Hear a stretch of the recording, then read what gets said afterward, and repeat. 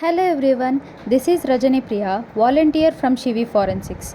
In this video presented, we'll learn about fiber examination and its importance in forensic science.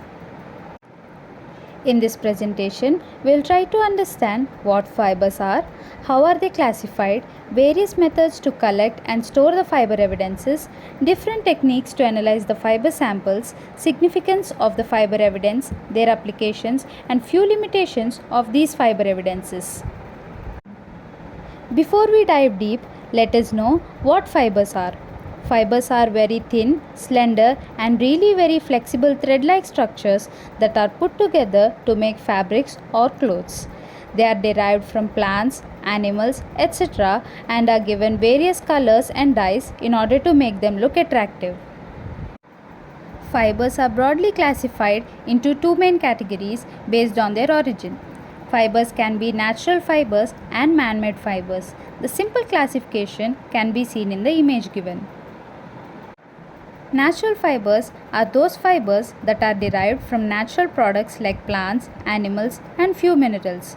The bast, bark, or dried epicarp of few fruits like coconuts, fur of animals, etc. are used to make natural fibers. The papers we write on also exhibit bast fibers when observed under microscope by using various stains at different magnifications.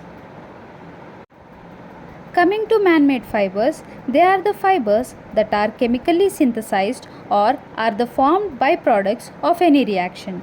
Synthetic fibers or artificial fibers are its alias names. These are more durable and are stronger when compared to the natural fibers. We now know what fibers are, but how do we find these fibers in a crime scene? The fibers are transferred into the crime scene or onto the perpetrator or a victim from either perpetrator's or victim's clothes. Fiber evidences are most common in cases where struggle is involved or in sexual assault cases. The fiber evidences found are carefully collected using mainly four methods. First one is handpicking, where the crime scene officer or the CSO collects the evidence using forceps or gloved hands.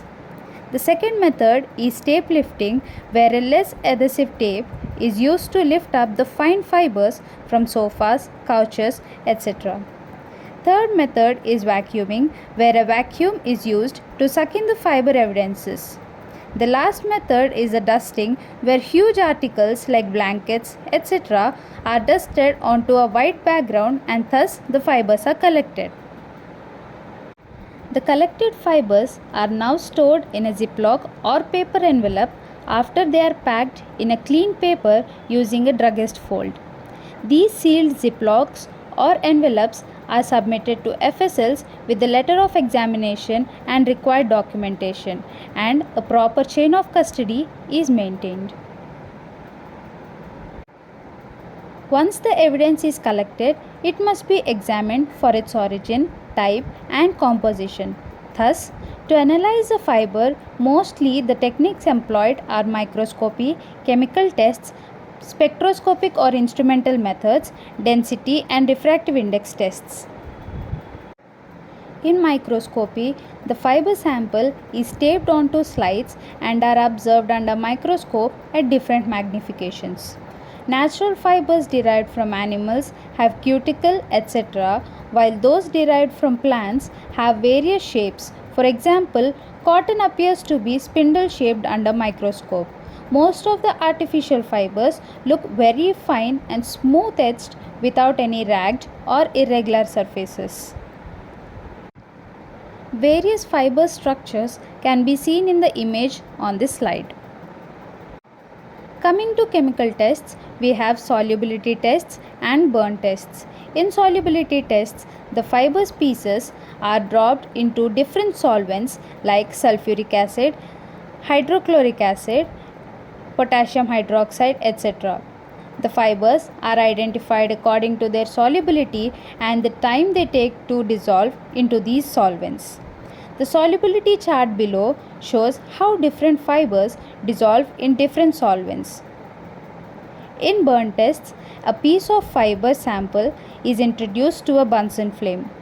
The ones burning with paper smell, leaving soot and ash, are natural fibers derived from plants. The ones burning with burnt hair smell are derived from the animals. And the ones burning with the pungent odor and melting or shrinking like characteristics of fibers indicates that they are the artificial or synthetic fibers.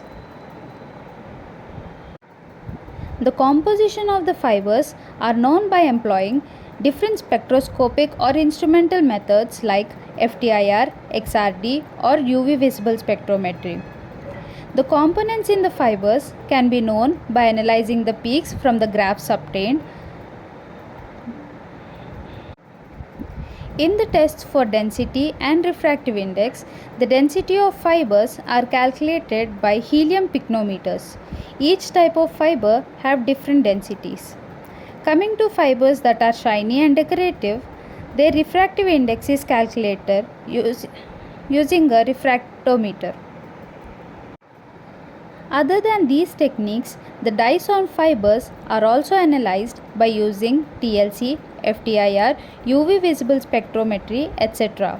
After they are extracted from the fiber samples using a suitable solvent, which is mostly pyridine.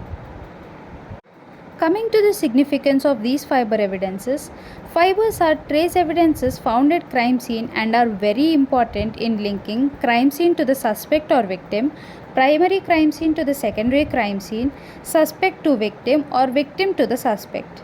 It also helps to exclude the pool of suspects. Fiber samples are mostly used to aid in investigation, to reconstruct a crime scene, to corroborate or support a main evidence, etc. Despite all these, it is really very important to remember that fibers are found at a crime scene based on the Locard's exchange principle. These fibers can only give a hint regarding the presence of a person, that is, a suspect or a victim. It cannot confirm their presence and is not specific to a person.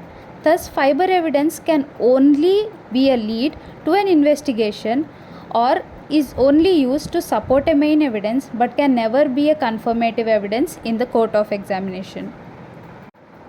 Even after fiber evidences being so useful in the investigative process, these evidences at times can be disadvantageous. This is due to their degradation, which can cause difficulty in analysis, or they may contain contaminants. Sometimes establishing links using these evidences in a crime scene may be difficult, etc. In conclusion, the fibers are trace evidences found at a crime scene. They may be natural or artificial fibers. They can be analyzed by using microscopy, instrumental methods, chemical tests, density and refractive index tests. Analysis of these fibers help in linking suspects and victims to a crime scene and to corroborate the main evidence. Thank you.